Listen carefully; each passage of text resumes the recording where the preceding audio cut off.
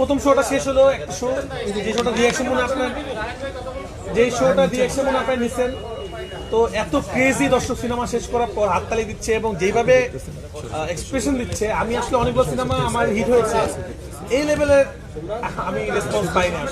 আমি খুবই খুশি এবং আসলে আজকে দিনটা আমি একটা কিছু বলতে পারবো না, ভাব প্রকাশ করতে পারবো না, কারণ আজকে দিনটা আমি শুধু নিচ্ছি মানুষের কাছ থেকে, তো খুবই ভালো লাগছে স্যার। এটা দিব এখানে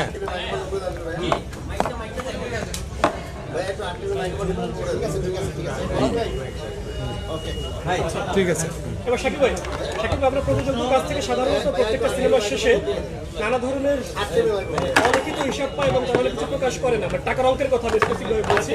আজকে রায়হান রাফি তিনি তার ফেসবুক স্ট্যাটাসে দাবি করেছেন অ্যাডভান্স বুকিং এর ক্ষেত্রে রেকর্ড করেছে, ইতিহাস গড়েছে, এবং তিনি বলেছেন যে হিসাবটা তো প্রযোজক বলতে পারবেন। আপনি হিসাবটা বলতে চান কিনা, টাকার অঙ্কটা স্পেসিফিকভাবে প্রথম দিন কত হিসাব হলো বা আপনার কাছে কি হিসাব আছে, এটা আমরা বিদেশে দেখি বা বলিউডে দেখি, আপনি কিছু বলতে চান কিনা? আচ্ছা, এই যে বিদেশে আপনারা যেটা দেখেন সেটা হচ্ছে যেহেতু বক্স অফিস আছে, ই টিকেটিং আছে, আপনি দেখবেন যে অন্যান্য দেশে সব জায়গায় আপনি ইনফরমেশনটা আজকে শো শেষ হচ্ছে ইমিডিয়েটলি আপনি ইনফরমেশনটা পেয়ে যাচ্ছেন, কিন্তু বাংলাদেশে দেখেন 140টার মতো হল, সো 140-45টার মতো সব মিলিয়ে হল হবে।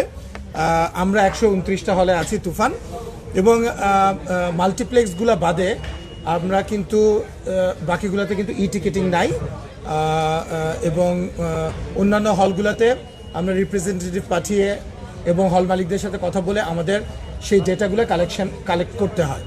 সো আজকে ঈদ মাত্র শুরু হলো, এখন বাজে 6:30। আপনি জানেন যে কোরবানির ঈদের সময় তো এমনিতেই সবগুলো কোরবানি ঈদে আপনারা দেখবেন যে খুব একটা দর্শক হলে আসে না। সো রায়হান রাফি যেটা বলবার চেষ্টা করেছে ওটার সাথে আমি একমত, যে আমি গত কয়েক বছরে ঈদুল আজহায় এইভাবে করে দর্শকের ঢল সিনেমা হলে এটা আমিও দেখিনি। এবং সত্যি কথা বলতে আপনি দেখবেন যে আজকে সিনেপ্লেক্সে স্টার্ট হয়েছে 3:30টায়, আপনার লায়ন্সে স্টার্ট হচ্ছে 4:30টায়, লায়নে 4:30টা থেকে পরপর 1 ঘন্টা পরপর 5টা শো, আপনার ব্লকবাস্টারে 6টা শো, আজকে ঈদুল আজহাতে সিনেপ্লেক্সে 22টা শো, এবং ইনিশিয়ালি শো ছিল 12টা, এবং আপনারা জানেন যে আগামী 3 দিনের টিকিট সোল্ড আউট, তারপরে সেটা বাড়াতে 22টাতে গেছে, এবং আগামীকালকে শো অলরেডি 42টা অ্যানাউন্স করা হয়েছে।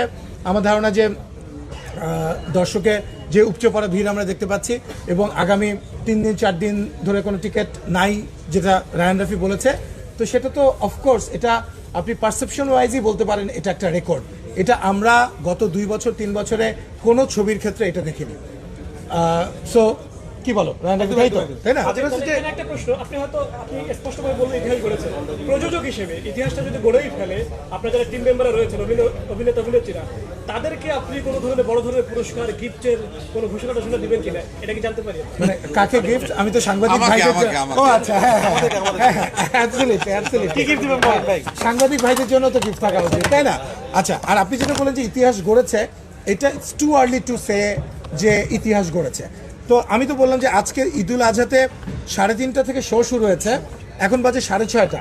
সো এত তাড়াতাড়ি তো ইতিহাস গড়া তো সহজ না। সো আমরা দিন যাবে সাধারণ মানুষের, আমরা কেন আশা করছি, এটা কেন আজকের দিনটা আমাদের জন্য অ্যান্টিসিপেটেড ছিল যে না আমরা এরকম দর্শক পাবো, শুধু মাল্টিপ্লেক্সে না, আমরা সারা বাংলাদেশে সিঙ্গেল স্ক্রিনগুলোতেও পাবো, কারণ মানুষের যে উচ্ছ্বাস, যে উন্মাদনা আমরা দেখতে পাচ্ছিলাম। আর এখানে আপনাকে বারবার একটা কথা আমি বলার চেষ্টা করছি যে শাকিব খান মেগাস্টার, শাকিব খান তো একটা ইন্ডাস্ট্রি, এবং ম্যাস কানেক্টিভিটির জন্য তো শাকিব খানকে লাগবেই আমাদের, এবং শাকিব খানের সঙ্গে যখন রায়হান রাফি যুক্ত হয়, যে দর্শকের পালস বোঝে এবং যে ঠিকঠাক গল্পটা বলে, আপনারা দেখেছেন এর আগেও আমার প্রথম সিনেমা সুড়ঙ্গ, সেখানেও রায়হান রাফি কীভাবে দর্শকদেরকে হলে টেনে নিয়ে এসেছে, এবং যখন শাকিব খানকে নিয়ে রায়হান রাফি একটা গল্প, ওই ক্রাফটিং তো ডিফারেন্ট। এবং যেখানে আপনারা দেখতে পাচ্ছেন আমার পাশে যে বসে আছে চঞ্চল চৌধুরী, এই ঘটনাটা তো কখনো ঘটেনি যে শাকিব খান সিনেমায় আছে, চঞ্চল চৌধুরী আছে, এবং অন্যান্য যে চরিত্রগুলো আছে সেই চরিত্রগুলোর হয়তো ব্যাপ্তি অনেক কম হলেও প্রতিটা চরিত্রই কিন্তু খুবই ইম্পর্টেন্ট, যেখানে রাফি আমাকে যখন বলছিল যে এই ক্যারেক্টার আমি এখানে নিতে চাই, কয়টা সিন? একটা সিন, দুইটা সিন। আমি বললাম রাফি করবে?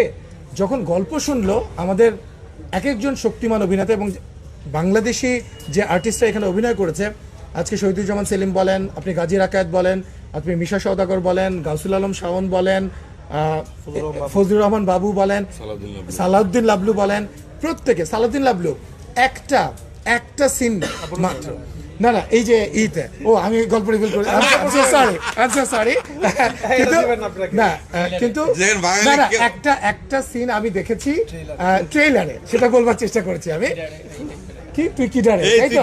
হ্যাঁ, তুই কি ডারে। সো ওই একটা সিন এবং একটা ডায়লগ ভাইরাল হয়ে গিয়েছে।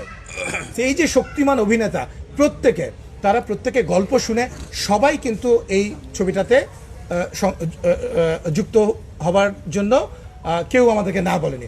সো সবাইকে প্রথম ধন্যবাদ দেই পুরস্কারের আগে। আর সিনেমা যদি আসলেই রেকর্ড গড়ে ফেলে তাহলে তো পুরস্কার শুধু আমার ডিরেক্টর এবং আমার আর্টিস্টদের না, সাংবাদিক ভাইদের জন্যও তো পুরস্কার থাকা উচিত।